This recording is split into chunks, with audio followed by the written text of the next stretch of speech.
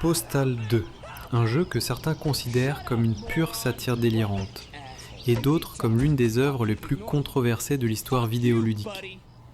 Mais c'est quoi vraiment Postal 2 Postal 2 est sorti en 2003.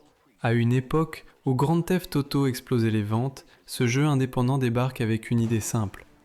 Et si on pouvait faire tout ce qu'on veut sans aucune limite morale? Chaos en 3D de Postal 2, il y a eu le tout premier opus, sorti en 1997. Un jeu vu du dessus, pixelisé, sombre, ultra violent. On y incarnait un homme sombrant dans la folie qui tire sur tout ce qui bouge dans des niveaux linéaires. À l'époque, il n'y avait pas vraiment de scénario, juste une descente aux enfers brutale. Postal 1 a choqué dès sa sortie. Pas de justification, pas d'humour, juste un massacre froid et clinique. Le jeu s'est rapidement attiré les foudres des médias et a posé les bases de la série, la violence comme satire ou comme miroir dérangeant de notre société. Postal 2 vous met dans la peau du Postal Dude, un Américain lambda, ou presque. Chaque jour de la semaine, vous devez accomplir des tâches simples, mais la façon de les accomplir vous appartient entièrement. Le cœur du jeu, c'est la liberté. Une liberté parfois gênante, souvent hilarante, toujours volontairement provocante.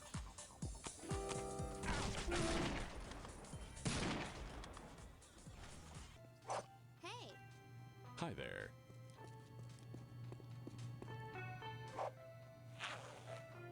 That's the ticket.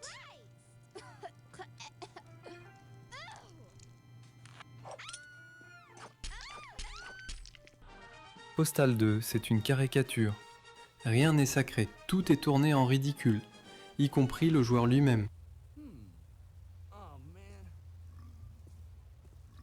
I feel like shit. Postal 2 a connu plusieurs extensions majeures qui ont chacune marqué un tournant dans la série. La première, Apocalypse Weekend, est sortie en 2004.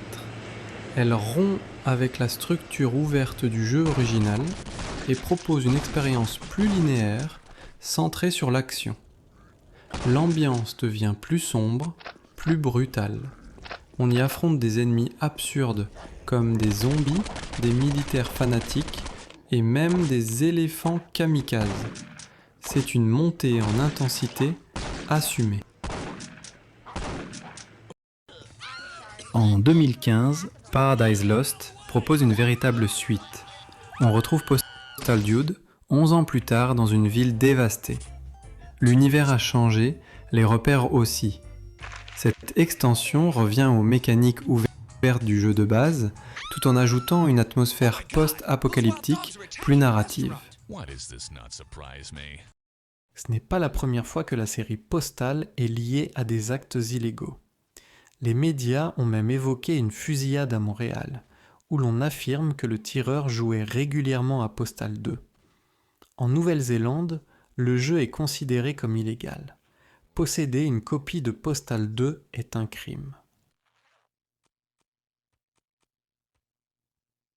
22 ans après sa sortie en avril 2003, Postal 2 reste un véritable ovni culte du jeu vidéo. Sur Steam, il attire encore environ 800 à 1000 joueurs en ligne simultanément, 794 joueurs actuellement selon SteamDB et un pic à 1055 recherches dans les dernières 24 heures. Le mois dernier, la moyenne quotidienne approchait les 468 joueurs actifs, en hausse de plus de 7% par rapport au mois précédent.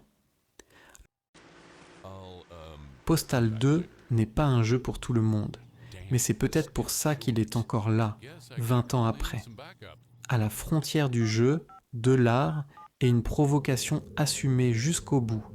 Et c'est pour cela que d'autres projets sont en développement comme Postal 2 Redux et VR afin d'obtenir un gameplay encore plus terrible et immersif.